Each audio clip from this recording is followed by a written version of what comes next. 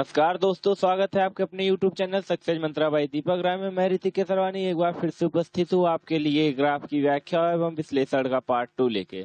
पहली पार्ट में आप लोगों ने अपना बहुत सारा प्यार दिया है। आशा करता हूँ कि दूसरा पार्ट भी आपको जिसने पहला पार्ट ना देखा हो जाके पहला पार्ट देख ले।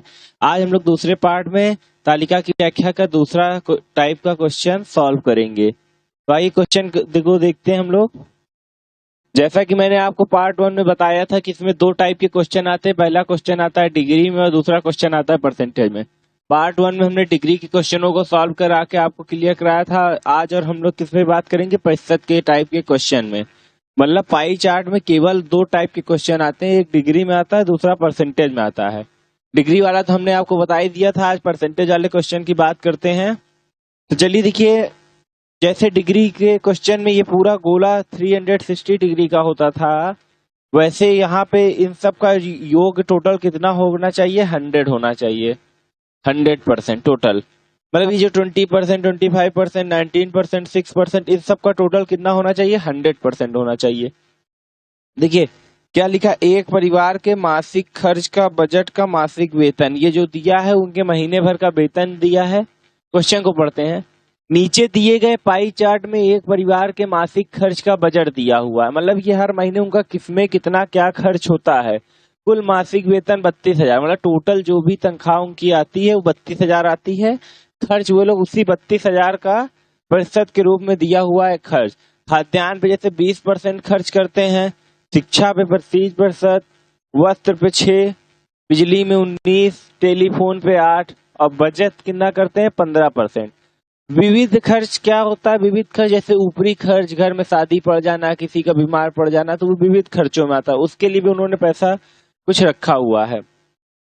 चलिए आइए क्वेश्चन की ओर बढ़ते हैं। क्वेश्चन को लेके समझाएंगे, ज्यादा बेटर समझ में आएगा, इसलिए हम लोग क्वेश्चन की ओर बढ़ते हैं।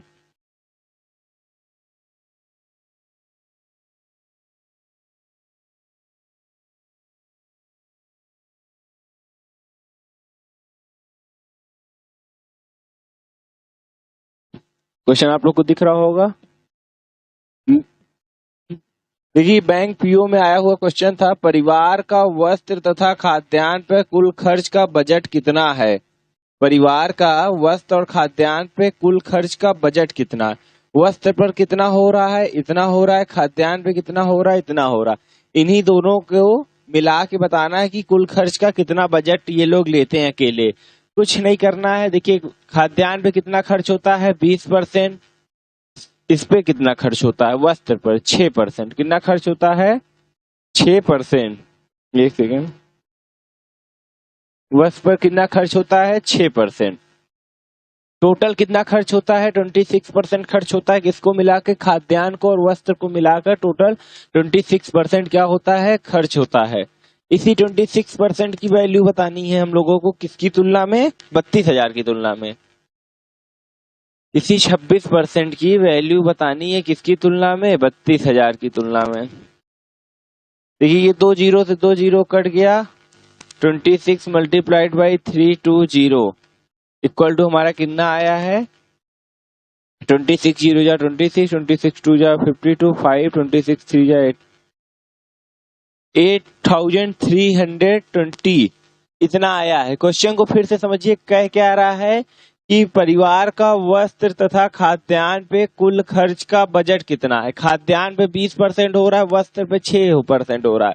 तो हम लोग एक बार 20% का निकालते, फिर 6% का निकालते, उन दोनों को ऐड करके बताते कि हमने उनकी परसेंटेज वैल्यू को ही ऐड कर लिया। 20% और 6% टोटल मतलब 26% ये लोग खर्च ले रहे हैं। किसकी तुलना में, 32,000। उनकी पूरी सैलरी का 26% केवल किस में जा रहा है, परिवार के वस्त्र और खाद्यान्न पे जा रहा है। उसी 26% की वैल्यू को हम लोगों ने यूनिट वैल्यू में कन्वर्ट किया, क्या है, 8,320। हमारा मतलब हुए अपने 32,000 में 8,320 केवल खाद्यान्न और वस्त्र पर खर्च कर रहे हैं। जैसा कि क्वेश्चन ने हमारा पूछा था, क्वेश्चन हमने कर दिया।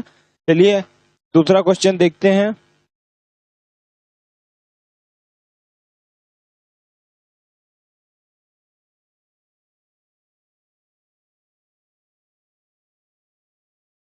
देखिए जैसे दूसरा क्वेश्चन क्या बोल रहा है, आप लोग दिख रहा होगा, एक शादी होने पर विविध खर्चों में कुल 3,040 रुपए खर्च हुआ। इस मद में खर्च में कितनी वृद्धि हुई। समझिएगा। क्यों? एक शादी पड़ गई, मतलब घर पे जैसे शादी पड़ती है, एक शादी पड़ गई तो उस शादी में इनका सब कुछ लेन देन करने के बाद 3040 रुपए क्या हुआ, खर्च हुआ। कितना खर्च हुआ? 3040 रुपए खर्च हुआ। इस मद में खर्च में कितनी वृद्धि हुई? इन्होंने विविध खर्चों में कितना दिया था, 7% दिया था। उसी हिसाब से पूछ रहे खर्च तो इतना हो गया, कितना ज्यादा खर्च हुआ यही बताना है उनके इस मद के हिसाब से। उन्होंने अपने मत में बताया था कि हम 7% खर्च करेंगे, लेकिन उससे ज्यादा खर्च हो गया। वही पूछ रहे कितना ज्यादा खर्च हुआ इस मत के हिसाब से। चलिए आइए निकाल के देखते हैं कि उन्होंने कितने पैसे निकाले थे। उन्होंने 7% निकाले थे। इसी 7% को पहले नॉर्मल चेंज करते हैं कि कितना पैसा उन्होंने निकाला था अपनी तनख्वाह का शादी में खर्च करने के लिए या विविध खर्च करने के लिए। 7 0 0, 7 2 14, करिए 1 7 दिया इतना। उन्होंने अपने मद के अनुसार 2240 रुपए खर्च करने के लिए निकाला था, लेकिन उनसे खर्च कितना हुआ, 3040 रुपए खर्च हुआ। कितना खर्च हुआ? 3040 रुपए। वही पूछा था कितनी वृद्धि हुई, तो 3040 उन्होंने खर्च किया था, 3040 खर्च किया था। अब मद के हिसाब से उनका कितना था, 2240। अगर इसको हम लोग सब्ट्रैक्ट करते तो आता कितना है, 800। कितना आता है, 800।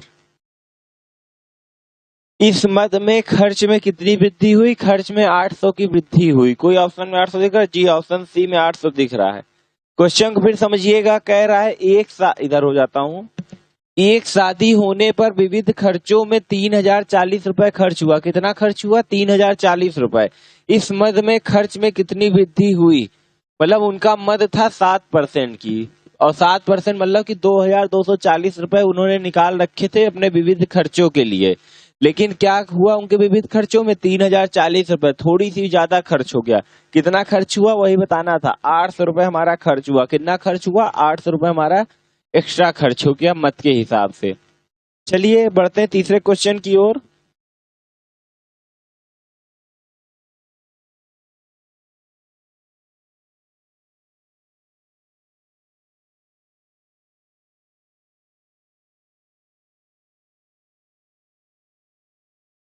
चलिए फिर देखिए क्या लिखा है। परिवार ने खाद्यान्न पर 4672 रुपए खर्च किए।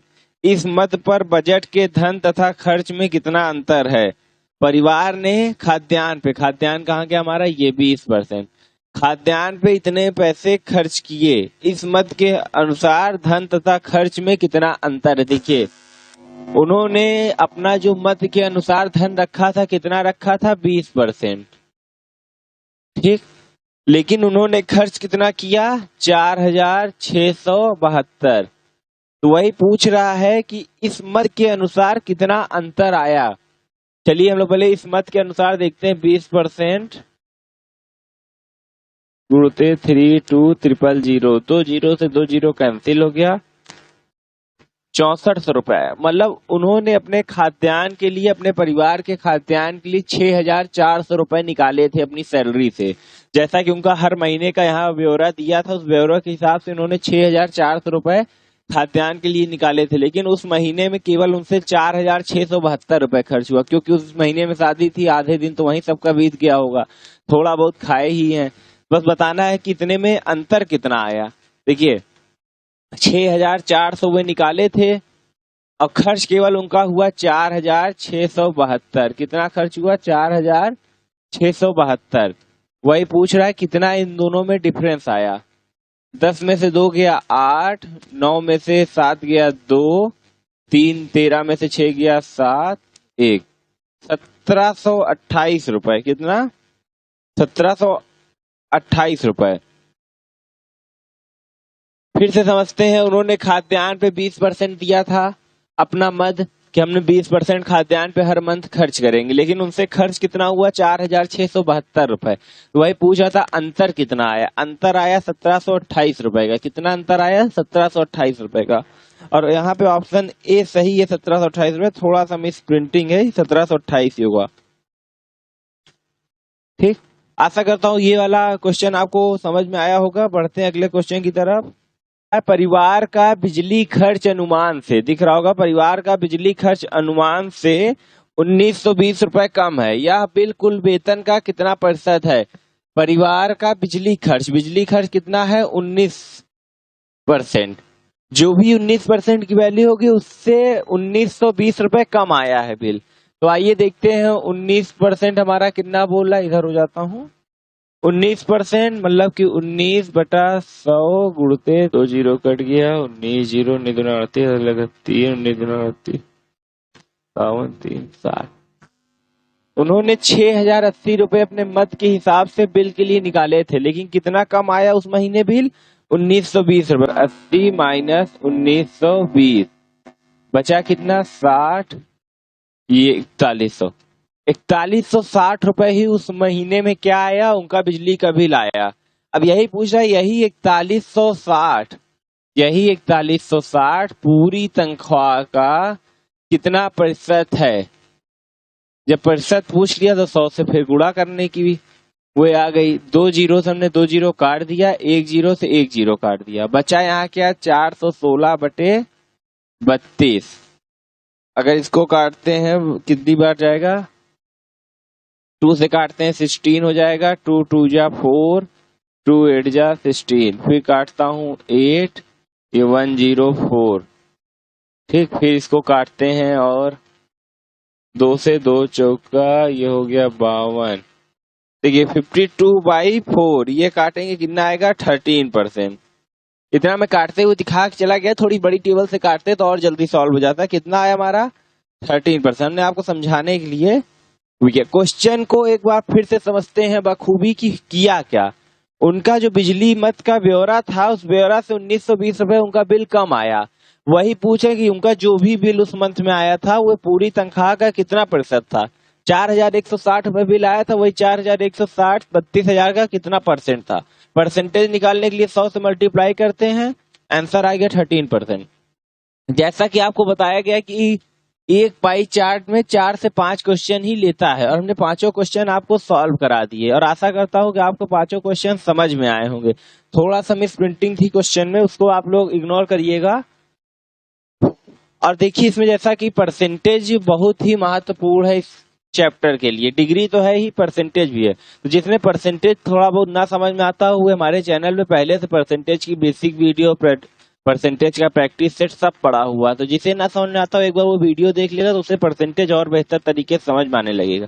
इसके पहले पार्ट में आपने बहुत सारा प्यार दिया, आशा करता हूँ ये वीडियो पसंद आई होगी और इसे भी उतना प्यार देंगे। अगर वीडियो पसंद आए तो वीडियो को लाइक करें और जो भी चैनल पे नए आए हैं वो सब्सक्राइब करें। और आपको जो भी डाउट हो आप कमेंट सेक्शन में बता सकते हैं, हम अगले वीडियो में आपके डाउट के साथ आएंगे। धन्यवाद।